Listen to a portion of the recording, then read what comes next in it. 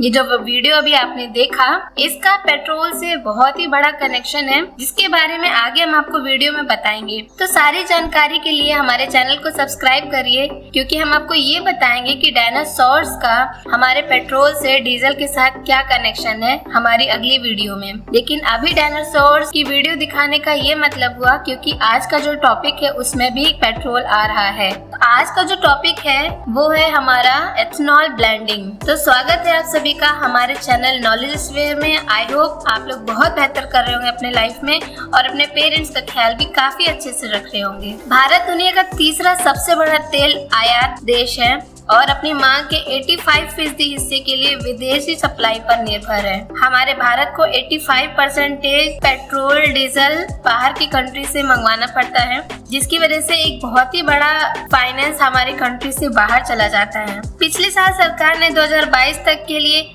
Petrol में 10% ethanol blending की थी। इसके बाद एथेनॉल मिश्रण की मात्रा को 2030 तक बढ़ा करके 20% करने का लक्ष्य रखा था। इस साल की शुरुआत में इसे 2030 के बजाय 2025 कर दिया गया था और अब इसमें और सुधार करते हुए अप्रैल 2023 तक कर दिया गया है। आपको हम बताएं कि 1 अप्रैल 2023 से क्या होने जा रहा है लागू। पेट्रोलियम मंत्रालय ने एक अधिसूचना में कहा कि केंद्र सरकार पर निर्देश देती है कि तेल कंपनियां सभी राज्यों एवं केंद्र शासित क्षेत्रों में भारतीय मानक ब्यूरो के मानकों के अनुरूप 20% एथेनॉल के मिश्रण वाला पेट्रोल बेचेगी। अब आप इसमें सोच रहे होंगे, कई सारी वर्डिंग आपको समझ में आ रही है, एथेनॉल क्या है और इसमें एथेनॉल ब्लेंडिंग कैसे की जा रही है। तो आपको बताते हैं कि एथेनॉल क्या होता है। एथेनॉल एक तरह का अल्कोहल है जिसे पेट्रोल में मिलाकर गाड़ियों में फ्यूल की तरह इस्तेमाल किया जाता है। एथेनॉल का इस्तेमाल पेट्रोल में मिलाकर 35% तक कार्बन मोनोऑक्साइड कम किया जा सकता है।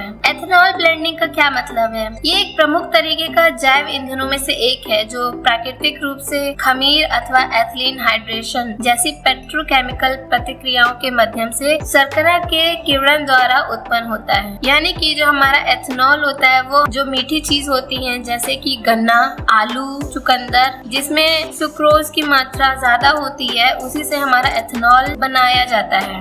एथेनॉल ब्लेंडिंग प्रोग्राम क्या है?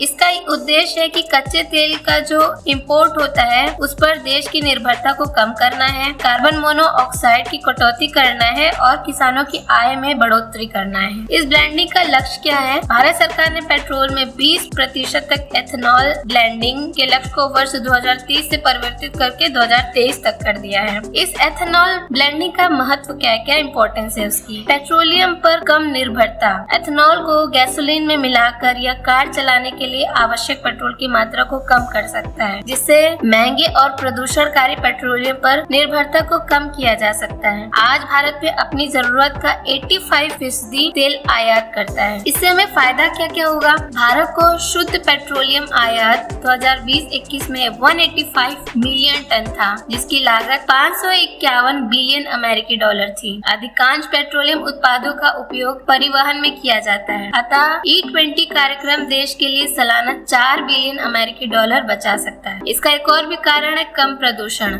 एथेनॉल कम प्रदूषणकारी ईंधन है और पेट्रोल की तुलना में कम लागत पर समान दक्षता प्रदान करता है। अधिक कृषि योग्य भूमि की उपलब्धता, खाद्यान्न और गन्ने के बढ़ते उत्पादन के कारण अधिशेष संयंत्र आधारित स्रोतों से एथेनॉल का उत्पादन करने के लिए प्रौद्योगिकी का उपलब्धता तथा एथेनॉल मिश्रित पेट्रोल के अनुरूप वाहनों को बनाने की व्यवहार्यता रोड मैप के उपयोग में किए जाने वाला कुछ सहायक कारक है। हाल ही में प्रधानमंत्री नरेंद्र मोदी ने इस बात पर प्रकाश डाला है कि भारत ने निर्धारित समय से 5 महीने पहले पेट्रोल पेट्रोल के 10% एथेनॉल ब्लेंडिंग हासिल कर लिया। इस मिश्रण का, इस ब्लेंडिंग का महत्व क्या? 10% एथेनॉल ब्लेंडिंग से कार्बन मोनोऑक्साइड में 27 लाख टन की कमी आई। इससे विदेशी मुद्रा खर्च में तेल आयात पर भारत के 41,000 करोड़ रुपए की बचत की है। 8 वर्षों में इस समीक्षण ने किसानों की आय में 40,000 करोड़ रुपए की वृद्धि की है। उपभोक्ताओं के लिए यह सफलता का मतलब है कि उन्हें 1 अक्टूबर 2022 से 2 रुपए प्रति लीटर प्रदूषण कर के अतिरिक्त कर का भुगतान करने की आवश्यकता नहीं है। 2022 में केंद्रीय बजट में 2 अक्टूबर 2022 से मिश्रित पेट्रोल पर एक अतिरिक्त कर का प्रस्ताव किया गया था।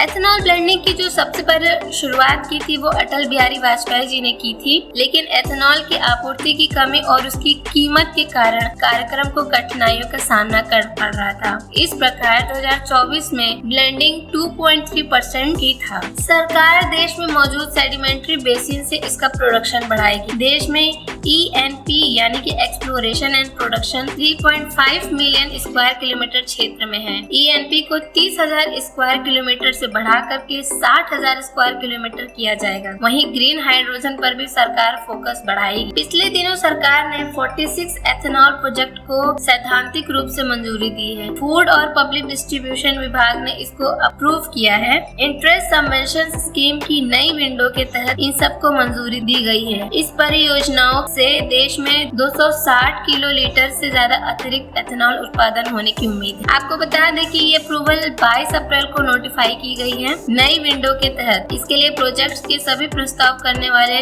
news.gov.in के जरिए आवेदन कर सकते हैं। इसका क्या फायदा है? 2014 से पहले शीरा आधारित डिस्टिलरी की एथेनॉल डिस्टिलेशन क्षमता सिर्फ 215 करोड़ लीटर थी, जबकि पिछले 7 वर्षों से केंद्र सरकार द्वारा किए गए नीतिगत परिवर्तनों के कारण शीरा आधारित डिस्टिलरी की क्षमता में 1.5 गुना ज्यादा वृद्धि हुई है। अभी अनाज आधारित डिस्टिलरी की क्षमता 569 करोड़ लीटर हो गई, जो 2013 में 206 करोड़ लीटर थी, जो 2080 करोड़ लीटर की वृद्धि का सूचक है।